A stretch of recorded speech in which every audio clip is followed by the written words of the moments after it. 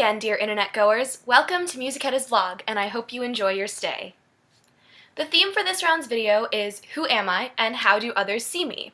So basically, I realized that this is the perfect opportunity to nerd all the way out with you guys, my lovely viewers. You see, over the years, I've been compared to tons of book characters. Tons of them. And I think it's great. It's a great way to see how others perceive me, so I thought, for this video, I'd share a few of my favorites with you. Well, a character that people very often compare me to is Molly Weasley from the Harry Potter series. It's probably kind of obvious why if you know me or you've been following the Les Amis videos. I think Barrel was the first one to actually compare me to her, when I sent him the first care package, full of, treats and Band-Aids. He said I was just like her, trying to worry about him and fatten him up like Molly Weasley does with Harry. And it was a joke the first time, but more and more everyone's been using it, and it seems real to me. Bossuet once told me that I'm like Mrs. Weasley because I'm loving and caring and protective of my family, whether they're blood or not, and, quote, "You show that love by stuffing people full of food." End quote. Several characters throughout the series notice the way that Molly takes care of Harry. She loves him like her own son, and she shows her love a lot of the time through cooking, something else that we share. I think she's an awesome character to be compared to. I mean, cooking is a great way to show you love someone, and I do love my family and friends a lot. And who wouldn't love to love as fiercely as Molly Weasley does? Most of the time she's in the background, but when it really counts, she steps into the fray to protect her family and her loved ones. And she totally kills a bitch. That's pretty awesome. In a bit of a contrast to that one, I also actually get compared to Primrose from the Hunger Games trilogy. Quite a bit. I'm not really the type of person who runs to the front lines of a fight. Not as easily as some others. But that isn't really a bad thing. Prim doesn't fight during the rebellion, not in the same way that the other characters do. She is on the front lines in a way, but she's healing and helping and picking up the pieces that the fighting leaves behind. And these qualities of Prim are so valued by the people around her, and I'm sure by readers of the trilogy. Katniss herself marvels at the fact that Prim gets to be a doctor, something that the Revolution facilitates in a way that District 12 just couldn't. Kufrak says things like that too, that just as fighting for change is important, so are people like Prim, people like me, I guess, to help, to look after and heal and care, and to be there once the fighting is done, to pick up the pieces and help the world grow now that it's been changed. My mom once told me that I was kind of like Nick Carraway from The Great Gatsby, and at the time I didn't understand because I was 12 and I hadn't really even heard of The Great Gatsby, let alone read it, but a couple years later I read it for English class and I got it. Nick isn't perfect, far from it. That's one of the great things about The Great Gatsby. All of the characters have such interesting and complex flaws, but being compared to him is definitely a compliment, or at least I take it that way, and I'm sure my mother meant it that way, because Nick really, really cares about his friends.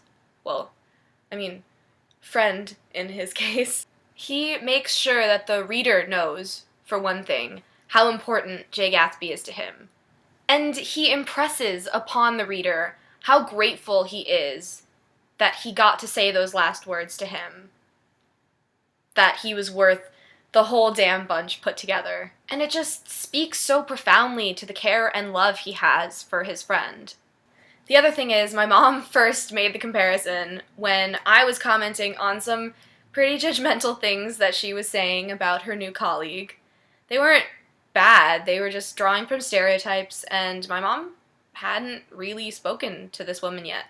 Something that Nick says in the book, reserving judgments is a matter of infinite hope. And by not judging people and ignoring stereotypes, then you're constantly hoping for the best in people. And I guess that's where it came from. I definitely, when I read that line, it clicked in my head. I definitely think it's the best way to handle meeting new people, because judging based on stereotypes is wrong and stupid and kind of boring. I mean, why resort to thinking in terms of a bunch of boxes when you've got this whole gigantic world full of interesting, varied people that you get to know?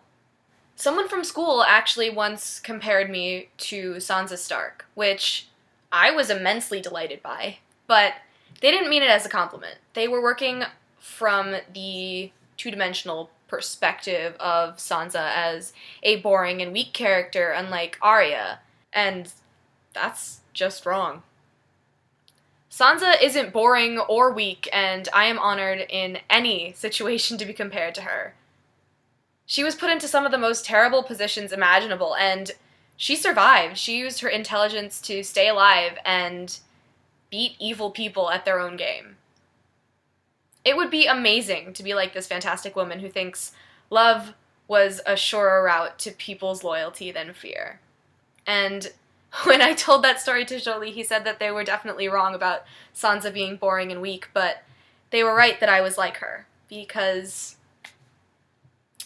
quote, you see the power and importance of love, and no matter what, still find it in your heart to care for people around you. So, those are 4 of the book characters I've been compared to over my lifetime, and I'm really proud of them all. I love them. There's nothing like being compared to characters you love, knowing other people see you in the way that you see those characters, with the same love and admiration and respect. But really, I mean, in the end, how others see you isn't the most important thing. It can be validating and gratifying and wonderful, but the most important thing is how you see yourself, because at the end of the day, you're the only one who can make a difference to yourself. People can compare you to any character in the world, but it means nothing unless you accept or reject it, because you're the one who knows who you truly are. I'm going to revert to an 8-year-old and quote the great Dr. Seuss. Today you are you. That is truer than true. There is no one alive who is youer than you. I think it's beautiful. Simple, but beautiful.